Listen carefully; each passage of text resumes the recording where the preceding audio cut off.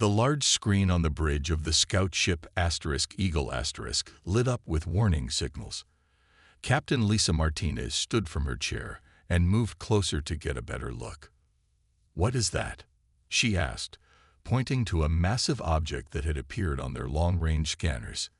Alan Murphy, the chief engineer, tapped at his control panel. "Whatever it is, it's huge. At least 3 miles long. And it's not one of ours." Lisa turned to her communications officer. "Olivia, send standard greeting protocols on all frequencies." Olivia Reyes nodded and began broadcasting messages into the emptiness of space. The bridge crew waited in silence. After 10 minutes without response, Lisa made her decision. "Frank, scan for life signs. Nathan, prepare the shuttle. We're going to take a closer look." The scout team consisted of 5 people: Lisa, Alan, Frank Cooper, Dr. Nathan Kelly, and Security Officer Marcus Williams. As their small shuttle approached the mysterious vessel, they could see its true size. The ship was shaped like a massive arrowhead, with strange markings along its dark hull. Parts of it seemed to glow with a faint blue light, while other sections remained completely dark. "It's wounded," Alan whispered, almost to himself. The others turned to look at him. "I mean, look at the power distribution. It's failing. Whatever this ship is, it's dying." Frank's scanner beeped. "I'm picking up life signs. Very faint.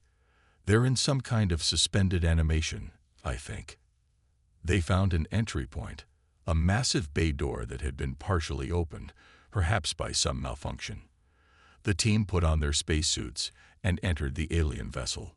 Inside, everything was much larger than human scale. The corridors were wide enough for 3 people to walk side by side, and the ceilings stretched high above their heads. "The air is thin but breathable," Nathan announced after checking his instruments. "Gravity is slightly less than Earth normal." They moved deeper into the ship, following the life sign readings. The walls were covered with symbols none of them recognized. Some panels flickered weakly, while others had gone completely dark. The ship groaned around them, metal and other materials shifting as systems failed. After nearly an hour of careful exploration, they reached a large chamber filled with hundreds of pod-like structures. Inside each pod was a tall, slender being with blue-gray skin. "They're in stasis," Nathan said, examining the nearest pod. "But the system is failing. If we don't do something, they'll all die." Alan studied the control panels nearby. "I think I can stabilize the life support, at least temporarily." These systems aren't that different from ours in basic principles. While Alan worked, Lisa and Marcus explored further. They found what appeared to be the bridge, a massive circular room with a central platform surrounded by control stations. Most were dark, but a few still glowed faintly. "Look at this technology," Lisa said in awe. "It's decades, maybe centuries ahead of ours." Back in the stasis chamber, Alan had managed to route emergency power to the critical systems. One of the pods began to open with a hiss of escaping air. The alien inside slowly opened its eyes. Large, almond-shaped eyes with pupils that adjusted quickly to the light.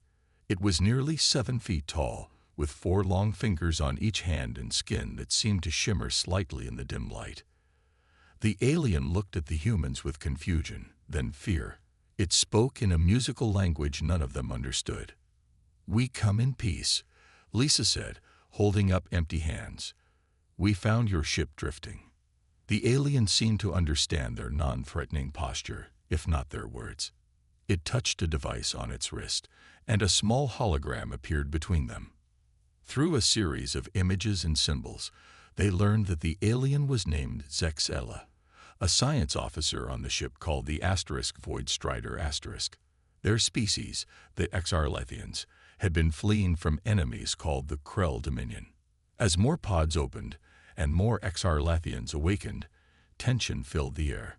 These beings clearly didn't expect to find humans, creatures they seemed to view as primitive, aboard their vessel, much less keeping them alive. One larger Exarlethian approached Lisa with what appeared to be anger, speaking rapidly and gesturing at the humans. Zexala intervened, creating more holograms to communicate. The message became clear. The ship had been badly damaged in battle. Its core systems were failing. Without help, everyone aboard would die when the remaining systems shut down. "We can help," Alan said, pointing to himself and then to the ship's systems. "We may not understand all your technology, but we know enough to help stabilize the critical functions." Before Zexala could respond, an alarm blared throughout the ship. On a nearby screen, a new vessel appeared, smaller than the Void Strider *, but clearly built for combat. The alarm continued to blare through the massive ship. Red lights flashed along the corridors. More Exarlathians woke from their sleep pods, confused and afraid. "We need to hide," Marcus said, his hand moving to his weapon. Zexala made a sharp clicking sound and shook its head. The alien touched its wrist device again, creating a new set of images. The hologram showed the approaching Krell ship scanning the area. There would be no hiding. Lisa looked at the frightened aliens, then at her own small team. "We need to work together," she said, speaking slowly and using hand gestures. "You know this ship. We have fresh eyes and different ideas." Alan nodded in agreement. "Captain, I think I can boost power to the shields, but I need help understanding these systems." After a moment of silence, Zexala stepped forward and pointed to itself, then to Alan. The science officer seemed willing to cooperate, even if reluctantly. "Good," Lisa said. "Frank, help Nathan set up a better way to communicate with them.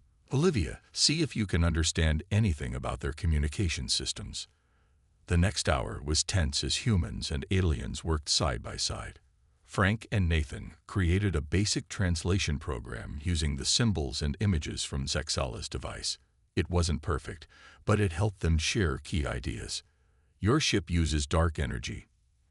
Alan asked, amazed as he studied the engine room with Zexala. "We've only theorized about that." The alien made a sound that might have been a laugh. Through the rough translator, Zexala explained that humans were considered a young species, barely out of their planetary cradle. The Exarlathians had been traveling between stars for thousands of years. "Maybe that's why your ship is failing," Alan suggested carefully. "Sometimes fresh eyes see solutions that experts miss." Zexala seemed offended at first, but then grew curious as Alan pointed out how certain Earth metals might work as temporary replacements for damaged components. On the bridge, Lisa worked with the Exarlathian captain, a stern female named Frelicon. The translation was poor, but Lisa gathered that the Exarlathians had been at war with the Krell for decades. Their civilization was on the edge of collapse. This ship carried the last major group of their scientists and cultural leaders, a final attempt to preserve their species. "The Krell ship is getting closer," Olivia reported. "They're scanning us." Frank looked up from his work with a worried expression. "The good news is I've improved the translator. The bad news is I now understand how bad our situation is. This ship's weapons are completely offline." "How long until the Krell reach us?" Lisa asked. "About 2 hours," Marcus answered. Vrelkan spoke rapidly, and the translator converted her words. "Not enough time. Core unstable. Shields minimal." Alan rushed onto the bridge with Zexala close behind. "Captain, I think we found something. We can't fix everything, but we might be able to move the ship."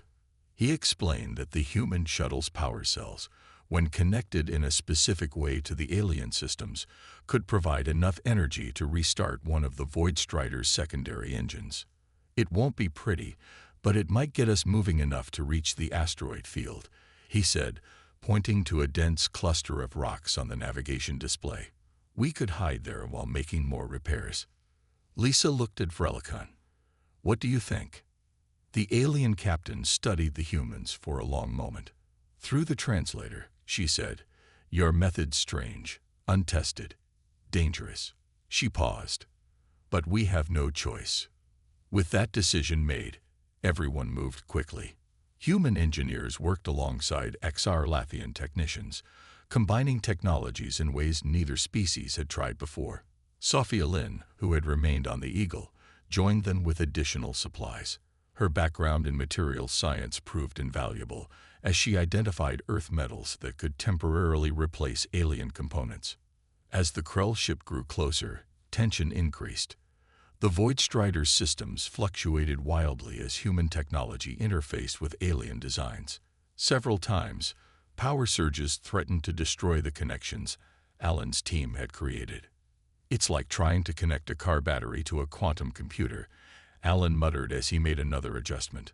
Finally, with just 20 minutes remaining before the Krell would be in weapons range, the secondary engine hummed to life. The massive ship shuddered, then began to move slowly forward. On the bridge, humans and Exarlethians watched the main screen together. The asteroid field was still far away. The Krell ship had changed course to intercept them. "They've seen us moving," Olivia said. "They're accelerating." Lisa turned to Vrelkan. "We need more speed." Alan's hands moved quickly over the control panel. The ship's engine whined as it pushed beyond normal limits. Warnings flashed across screens in alien script, but their meaning was clear enough. "We're redlining everything," Alan said, sweat beading on his forehead. "The connections between our technology and theirs are getting hot."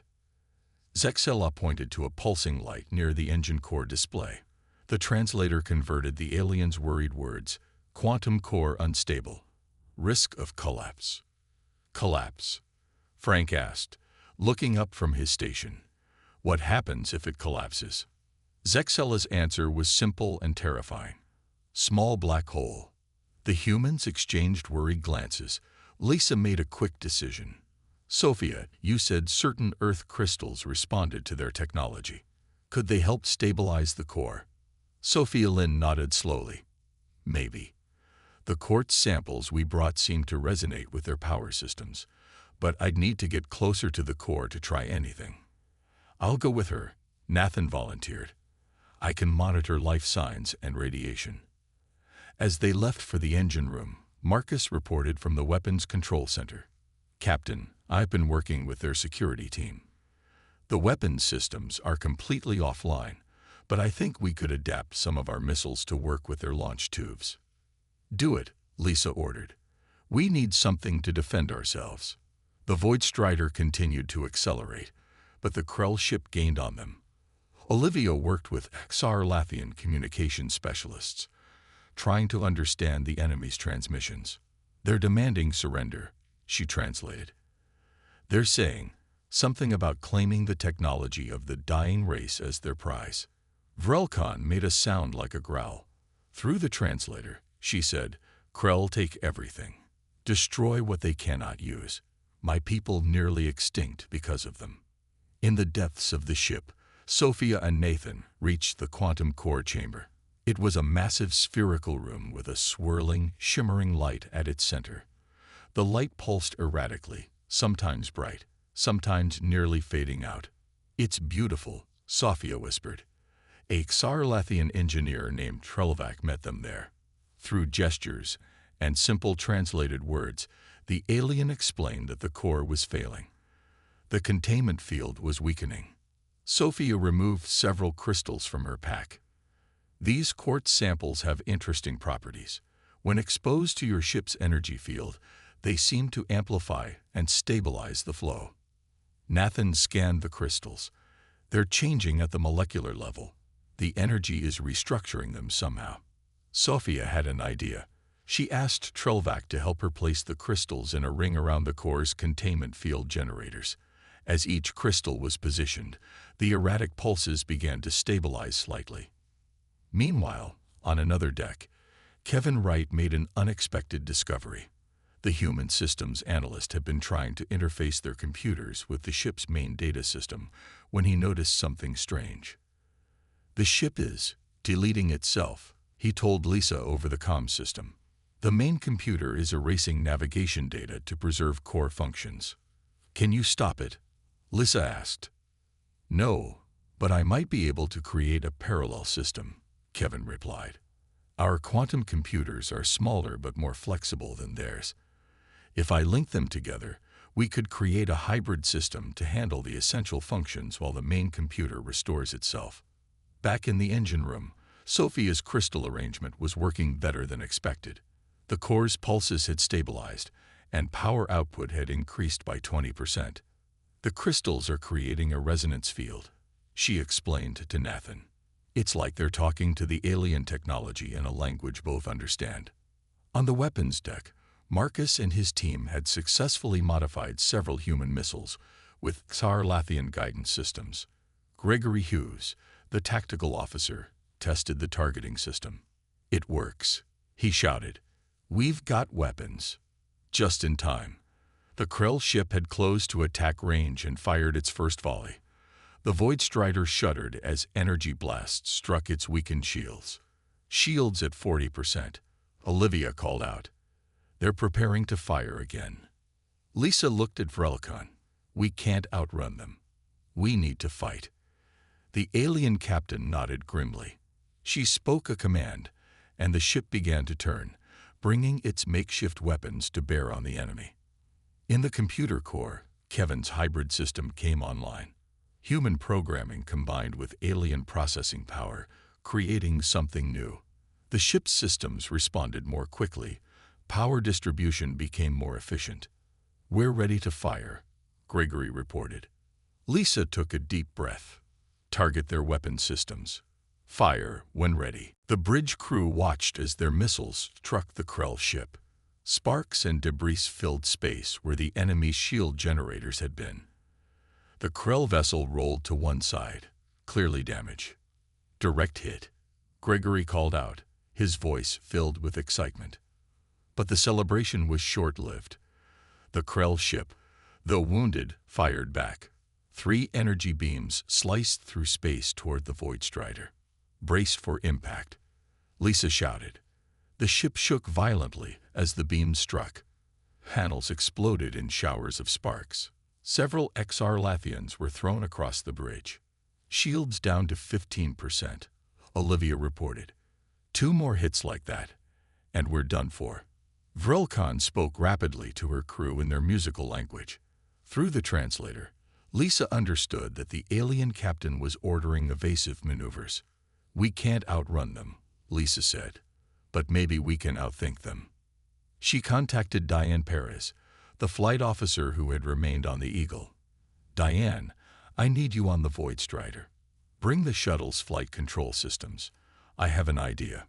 While they waited for Diane, the Krell ship moved into position for another attack. Its damaged sections glowed with internal fires, but most weapons remained functional. They're charging weapons again, Gregory warned. Launch 2 more missiles, Lisa ordered. Aim for their engines this time. The missiles streaked away from the Void Strider. One was destroyed by the Krell's defensive fire, but the other found its mark. The Krell ship's main engine flared brightly, then dimmed. Good hit, Marcus said, but they still have maneuvering thrusters. They're repositioning. Diane arrived on the bridge, carrying the equipment from the Eagle. What's the plan, Captain? Lisa pointed to the main control station. Their navigation system is too damaged for quick maneuvers. I want you to connect our shuttle's control systems to the ship's thrusters. Fly this thing like you'd fly the Eagle. Diane's eyes widened. You want me to pilot a 3-mile-long alien ship with shuttle controls? Exactly, Lisa said with a smile. The Krell expect this ship to move like a Xar-Lathian vessel. Let's show them how humans fly. Ellen and Zexella helped Diane connect the human control systems to the alien ship. It wasn't a perfect match, but it worked well enough for basic maneuvers. I have control, Diane said after several minutes of testing. It's sluggish, but responsive. The Krell ship fired again. This time, Diane was ready. She jerked the controls to one side, making the massive Void Strider roll awkwardly but effectively. Most of the enemy fire missed. One beam grazed the ship's outer hull, causing minimal damage. It worked, Olivia shouted. The Krell seemed confused by the ship's unexpected movement. They adjusted their targeting and fired again. Diane pushed the controls forward, making the Void Strider dive relative to the enemy vessel. Again, Most of the shots missed. They don't understand what we're doing, Gregory observed. Sarlathian ships usually move in predictable patterns. We're not following any pattern they recognize. Lisa nodded. Let's use that advantage. Diane, keep them guessing. Gregory, fire missiles whenever you have a clear shot. For the next 20 minutes, the battle continued. The Void Strider moved erratically, sometimes spinning, sometimes charging directly at the enemy before veering away. The Krell struggled to track the unpredictable movements. 4 more modified missiles found their targets. The Krell ship's weapon systems began to fail one by one. In the engine room, Sophia noticed something interesting. The crystals are adapting, she told Nathan. They're growing more in tune with the ship's systems. Power output is increasing. Kevin reported similar findings from the computer core. The hybrid system is learning. It's optimizing power distribution automatically now. On the bridge, Vrelkan watched the humans with growing respect. Through the translator, she said to Lisa, "Your method's strange, unpredictable, effective." The Krell ship fired one last desperate volley, then turned away. Its engines flared as it fled the battle. A cheer went up from both humans and Exarlithians. For many of the aliens, it was their first victory against the Krell in years. "We did it," Lisa said quietly. "We actually did it." Vrelkan approached Lisa and performed a formal-looking bow. The translator conveyed her words, "My people fighting Krell for generations. Losing always. Today, first victory in many cycles. Because of humans." The alien captain gestured around the bridge. "Your people think differently. See solutions we cannot see. Perhaps together, we can do more than survive. Perhaps we can win." As the excitement of victory settled, Alan approached with news. "The ship's systems are stabilizing. With the Krell gone, we have time to make proper repairs. But I found something strange in the DEET scans." With the Krell ship retreating, the crew of the Void Strider finally had time to catch their breath. The emergency was not over, but the immediate danger had passed. "What do you mean, something is waking up?" Lisa asked Alan, her brow furrowed with concern. Alan pointed to his scanner. "There are energy signatures coming from deep within the ship, parts that aren't on any of the Sarlathian maps." Sexella looked at the readings and made a surprised sound. The translator conveyed, "Old sections, sealed long ago, before my generation." Claire Phillips, the biologist who had been helping revive more Sarlathians from stasis, joined them on the bridge. "Captain, I found something unusual. The medical pods are connected to the ship in ways I didn't expect. It's almost like..." "Like what?" Lisa prompted. "Like the ship and crew are linked somehow, biologically." This news caused a stir among the Exarlathians. Vrelkan spoke at length with her senior officers, the conversation too complex for the simple translator to follow completely.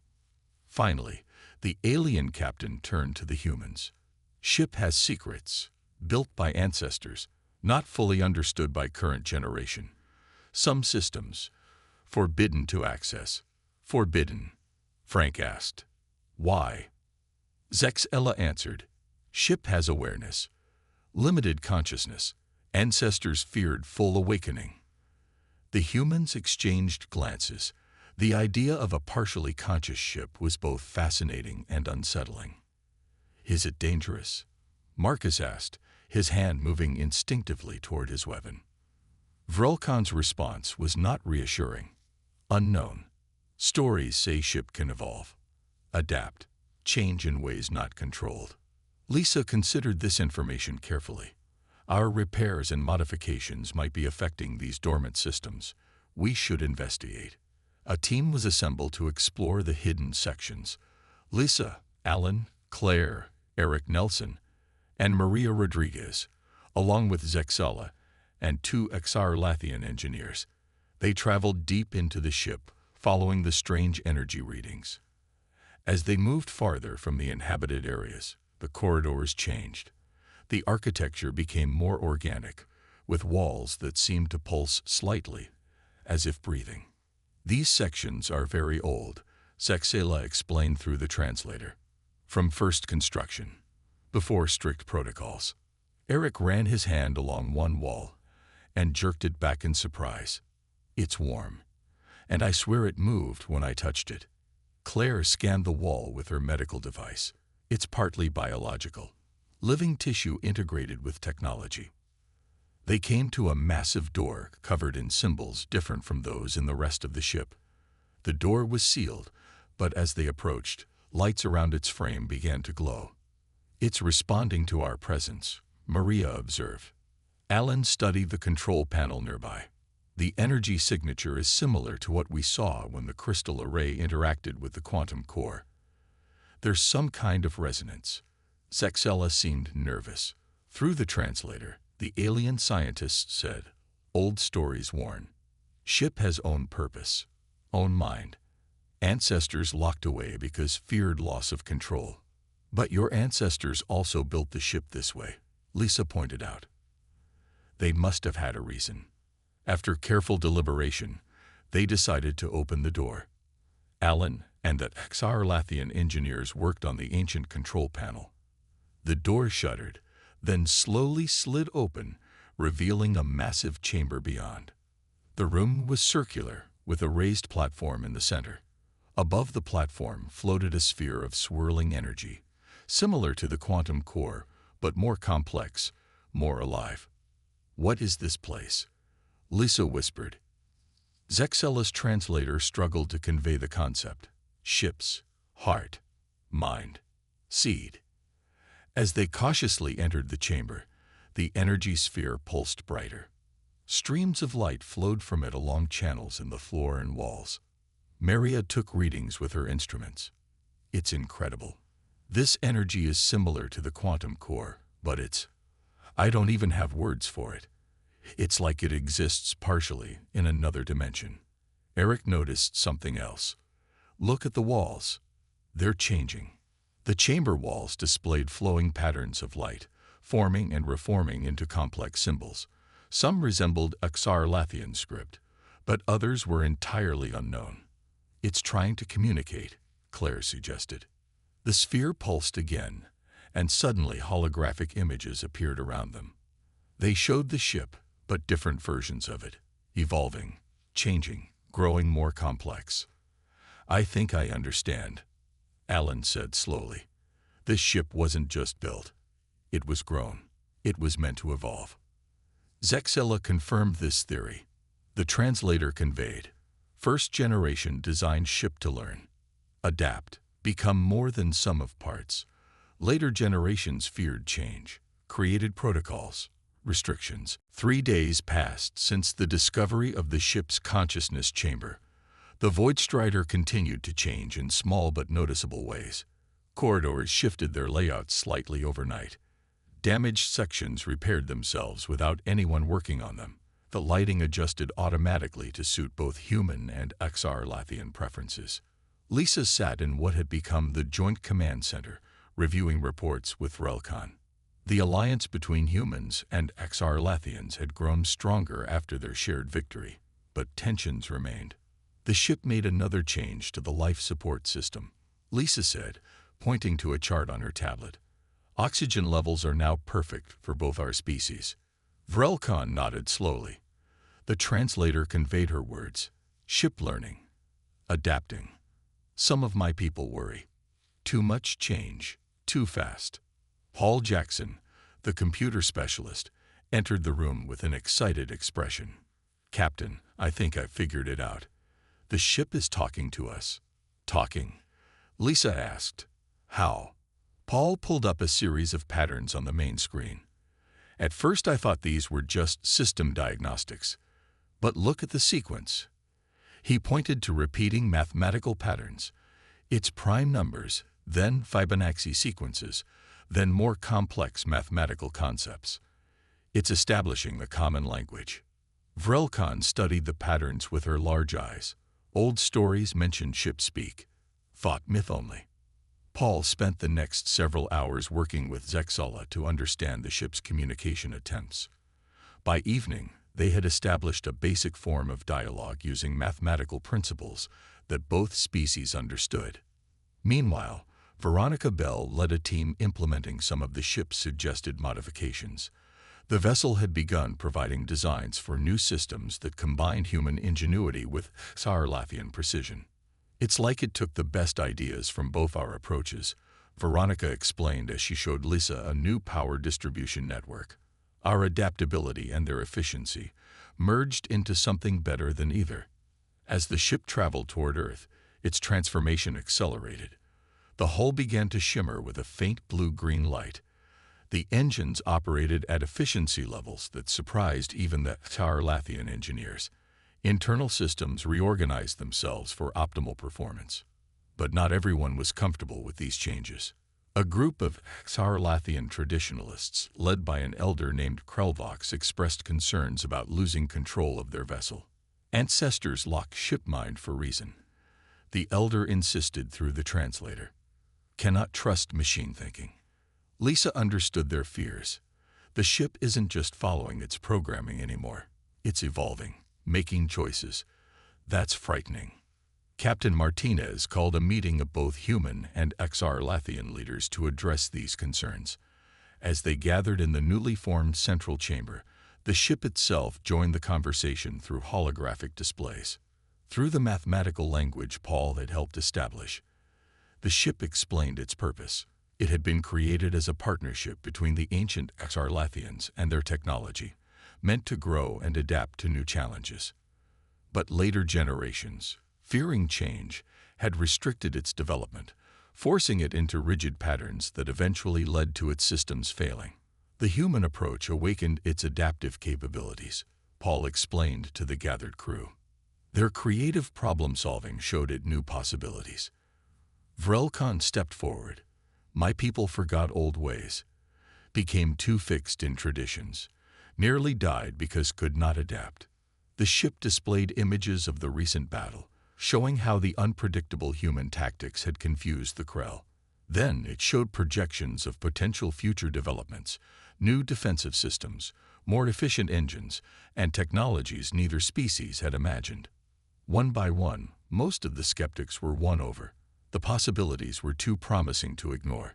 Even Krelvox reluctantly acknowledged that change was necessary for survival. As the meeting concluded, long-range sensors detected a massive energy signature. The main screen showed a fleet of Krell ships, at least 20 vessels, all larger and more powerful than the one they had faced before. "They're gathering for a final attack," Gregory said grimly. "They must have called for reinforcements after we damaged their scout ship." The mood in the chamber darkened. Even with the ship's improvements, they couldn't hope to defeat such a large force.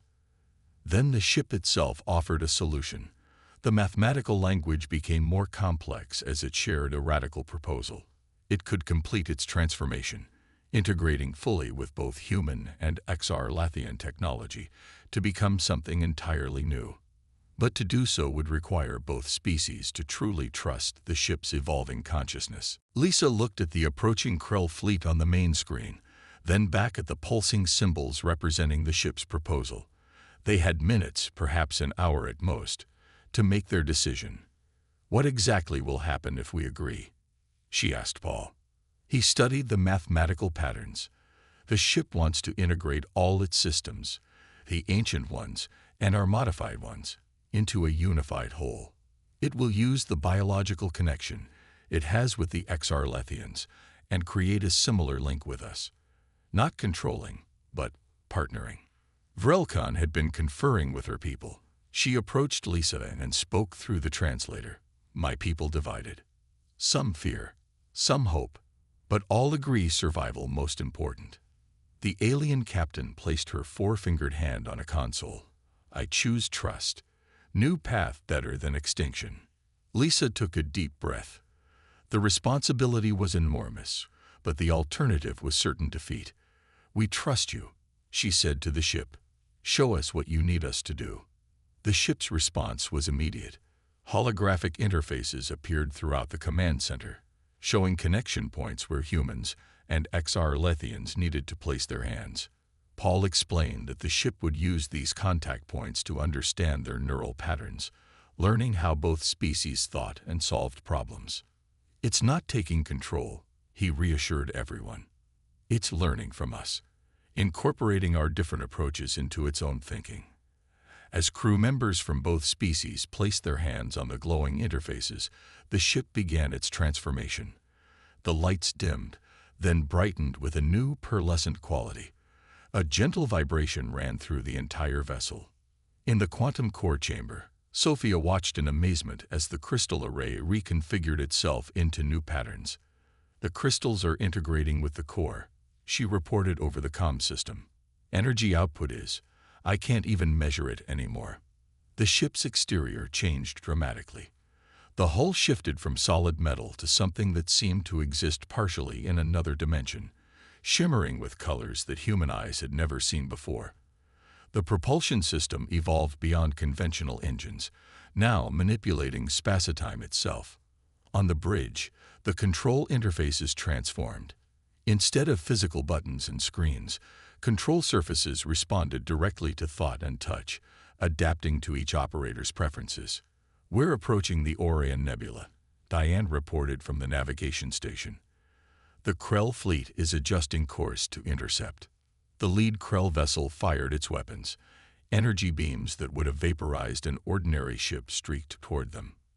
But the transformed ship, which the crew had begun calling New Horizon in recognition of its rebirth, responded in ways no one expected. The space around the vessel distorted slightly, causing the energy beams to curve away harmlessly. Amazing, Maria whispered. It's bending spacetime to deflect their attacks. The Krell fired again, this time with their entire fleet. The New Horizon moved with impossible grace, shifting position faster than any vessel its size should be able to move. Where attacks did connect, they were absorbed and transformed, feeding the ship's own energy reserves.